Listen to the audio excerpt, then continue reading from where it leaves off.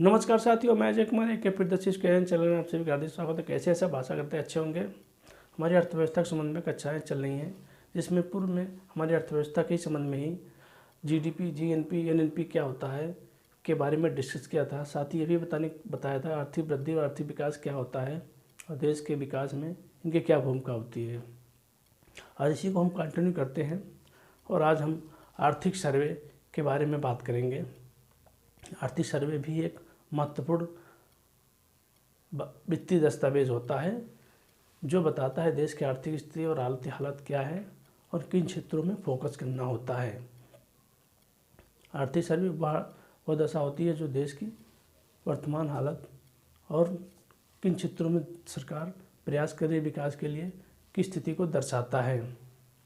तो साथियों बता दें, आर्थिक सर्वे को प्रस्तुत करने के और तैयार करने के लिए मुख्य आर्थिक सलाहकार होते हैं और वर्तमान में मुख्य आर्थिक सलाहकार हैं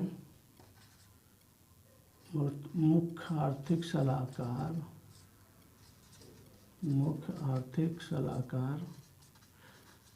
सलाहकार डॉक्टर बी अनंत नागेश्वरम। ये वर्तमान में मुख्य आर्थिक सलाहकार हैं जिन्होंने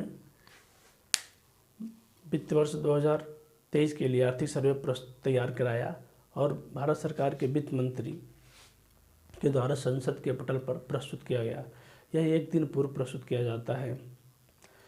बजट सत्र से एक दिन पूर्व यह प्रस्तुत किया जाता है। आर्थिक सर्वे साथियों बता दें, दो बैलून में प्रकाशित होता है। आर्थिक सर्वे एक बैलून ए होता है और एक बैलून बी। आर्थिक सर्वे जो बैलून ए होता है उसमें देश की आर्थिक हालात क्या है की स्थिति के बारे में बताता है। ठीक है साथियों, जो बैलून बी होता है आर्थिक सर्वे का वो बताता है स्वास्थ्य, गरीबी, जलवायु परिवर्तन एवं मानव विकास सूचकांक के बारे में बताता है। साथ ही आर्थिक सर्वे हमारा एक भारत सरकार के वित्त मंत्रालय का विस्तृत दस्तावेज होता है जो देश की आर्थिक स्थिति आर्थिक दशा को प्रस्तुत करता है।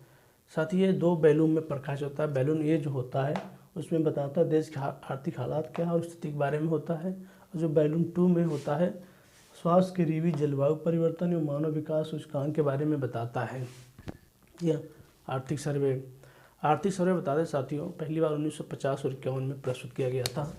1950-51 में आर्थिक सर्वे 1950 से 1964 तक बजट के साथ ही प्रस्तुत किया जाता रहा, परंतु 1964 के बाद 1964 से बजट से अलग कर दिया गया। बजट से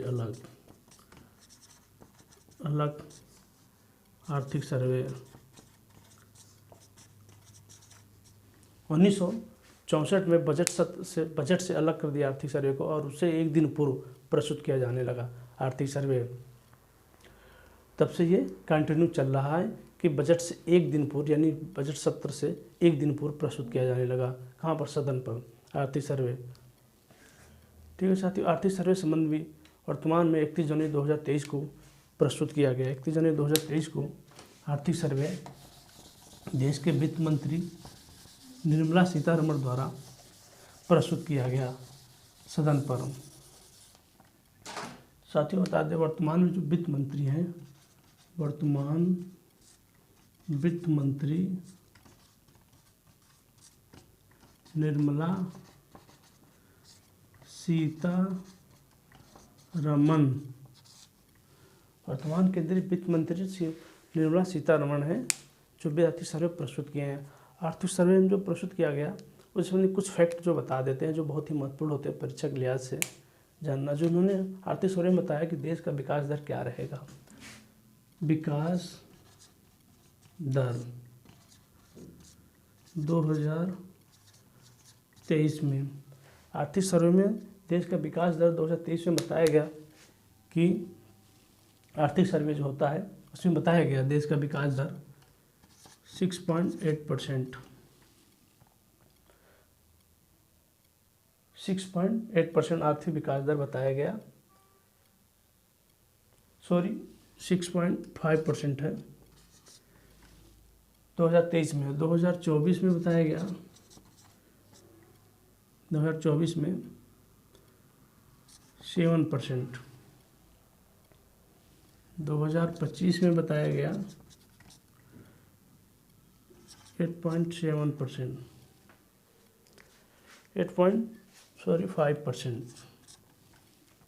साथियों बता दें यह वर्तमान विकास दर क्या होता है और विकास दर कितनी रहेगी देश की और भविष्य में कितनी रहेगी, उसके संबंध में आर्थिक सर्वे 2023 में बताया गया कि देश का विकास दर 2023 में 6.5% रहेगा, 2024 7%, 2025 में 8.5% रहेगा। साथियों में बता दें आईएमएफ होता है, आईएमएफ समझते होंगे इंटरनेशनल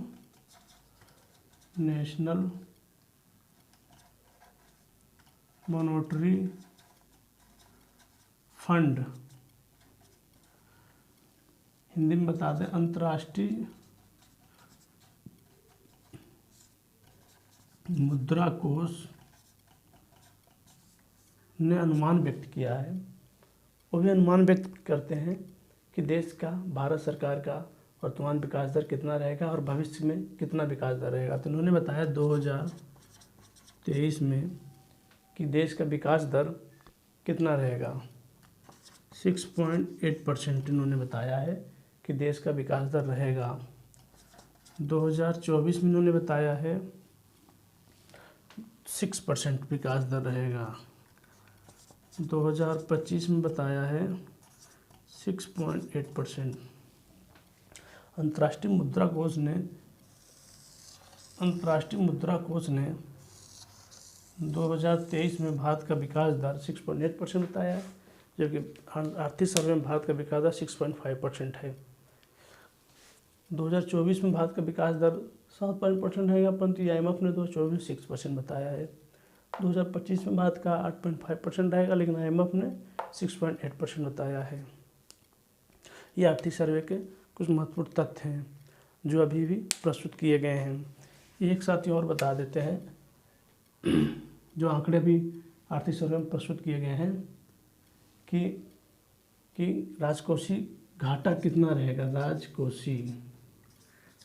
राजकोषीय घाटा वर्तमान में कितना रहेगा। राजकोषीय घाटा तो अनुमान व्यक्त किया गया 6.4% राजकोषीय घाटा रहेगा। हालांकि 2020-21 में ये 2023 की बता रहा हूँ, 2020-21 में 8.7% हो गया था। 2021-22 में घट के 7% आया था और वर्तमान में 6.4% रहने का अनुमान व्यक्त किया गया है आर्थिक सर्वे में। साथियों कुछ महत्वपूर्ण फैक्ट भी बता देते हैं जो जानना जरूरी है परीक्षा के लिहाज से, जो परीक्षाओं में पूछे जाते हैं और इनको जानना बहुत ज़रूरी भी है। ये फैक्ट के बारे में मैंने बताया कि ये क्या होते हैं और ये परीक्षाओं में किस तरह से पूछे जाएंगे, इसके बारे में बता दूं।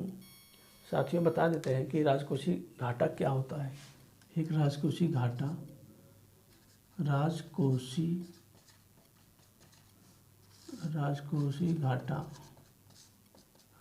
जैसे हम बताया कि वर्तमान में कितना बताया गया है 6.4% रहने के लिए। राजकोषीय घाटा क्या होता है हम बता देते हैं साथियों। कुल व्यय माइनस कुल राजस्व,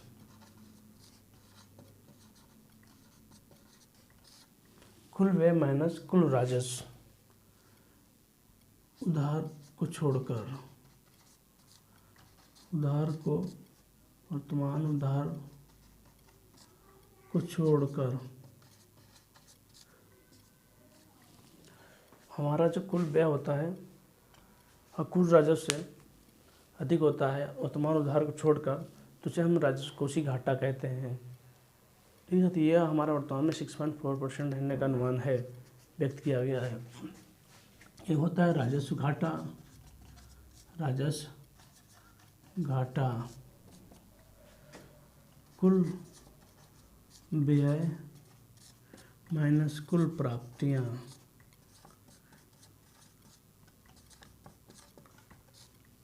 कुल व्यय माइनस कुल प्राप्तियां को ही राजस्व घाटा कहते हैं। अर्थात हमारा जो कुल व्यय है और कुल व्यय जो हमारा है कुल राजस्व से अलग अधिक हो जाता है तो उसे राजस्व घाटा कहते हैं। कुल प्राप्तियों से कुल व्यय अधिक होना ही राजस्व घाटा है। हमारा होता है प्राथमिक घाटा, प्राथमिक घाटा, प्राथमिक घाटा राजकोषीय घाटा माइनस ब्याज का भुगतान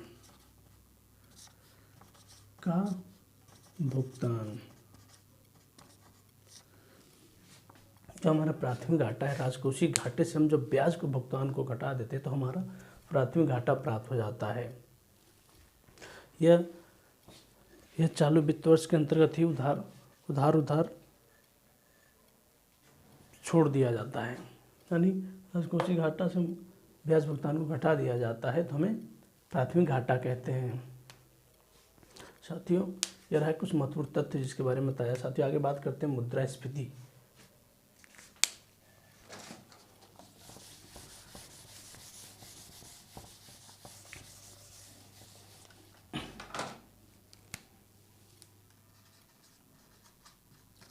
मुद्रा क्या है साथियों? मुद्रा क्या होती है इसके बारे में थोड़ा सा डिस्कस करते हैं और इसके बाद मुद्रा किसी वस्तु का विनिमय और संचय करने का कार्य करती है, उसे मुद्रा कहते हैं। मुद्रा विनिमय का माध्यम होता है। मुद्रा जो है विनिमय का माध्यम। दूसरा बता दे सकते हैं मूल्य का मापक। जो मुद्रा होती है विनिमय का माध्यम होता है और मूल्य का मापक, अर्थात यह वस्तु की कीमत क्या है ये मूल्य का माप के द्वारा बताता है कि मुद्रा की इसकी क्या कीमत है। ये हमारा काम करता है मुद्रा। साथियों, बात करते हैं मुद्रास्फीति।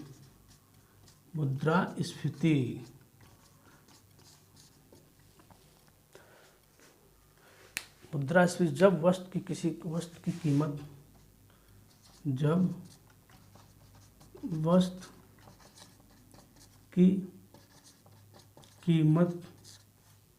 बढ़ती है तो मुद्रा का मूल्य घटता है। जब किसी वस्तु की कीमत बढ़ती है और मुद्रा का मूल्य घटता है तो हम उसे मुद्रास्फीति कहते हैं। जैसे बता दें उदाहरण के तौर पे, किसी वस्तु की कीमत 100 रुपये है, अब इसकी कीमत बढ़ के 10 रुपये बढ़ के 110 रुपये हो गई तो क्या हुआ साथियों? वस्तु की कीमत बढ़ी तो क्या हुआ? मुद्रा का मूल्य घटा। यानी वस्तु की कीमत तो बढ़ गई लेकिन मुद्रा का मूल्य घट गया तो हम उसे मुद्रास्फीति कहते हैं। ठीक है साथियों। दूसरा एक टर्म होता है मुद्रा संकुचन। संकुचन। इसमें क्या, इसके जस्ट अपोजिट होता है। जब मुद्रा का मूल्य घटता है, जब मुद्रा का कीमत बढ़ता है तो वस्तु की कीमत घटती है। अर्थात साथियों इसके बारे में बता दें, वस्तु का मूल्य 100 रुपये है, इसका घट के हो गया 90 रुपये, तो क्या हुआ, जब मुद्रा की कीमत बढ़ा, अर्थात मुद्रा की कीमत बढ़ाना, जो वस्तु में 100 रुपये मिल रही थी वो अब हम 90 रुपये मिल रही है। मुद्रा और वस्तु की कीमत घट गई, कीमत उसकी तो घट गई, तो उसे हम मुद्रा संकुचन कहते हैं। एक होता है मुद्रा संस्फीति। मुद्रा संस्फीति यह वह दशा होती है जब सरकार द्वारा जानबूझकर मुद्रा स्थिति को नियंत्रण करने के लिए नोटों को निर्गमन करती है, उसे हम मुद्रा संस्फीति कहते हैं। इसके बारे में ज़्यादा जानने की जरूरत नहीं है, इतने हैं फैक्ट जो प्रश्न में पूछे भी जाते हैं और आते भी हैं, ये हमारे लिए महत्वपूर्ण होता है जानना। साथियों आज हम इतना ही रहते हैं, आगे की क्लास में कंटिन्यू करेंगे। आगे हम बताएंगे बैंकिंग सेवाएं, भारतीय रिजर्व बैंक क्या है और किस तरह स्थापना हुआ बैंकिंग के संबंध में, और आगे भी जो बजट है, बजट के बारे में जो क्वेश्चन आते हैं इसके संबंध में डिस्कस करेंगे। तो साथ आज इतना रहते हैं, नमस्कार।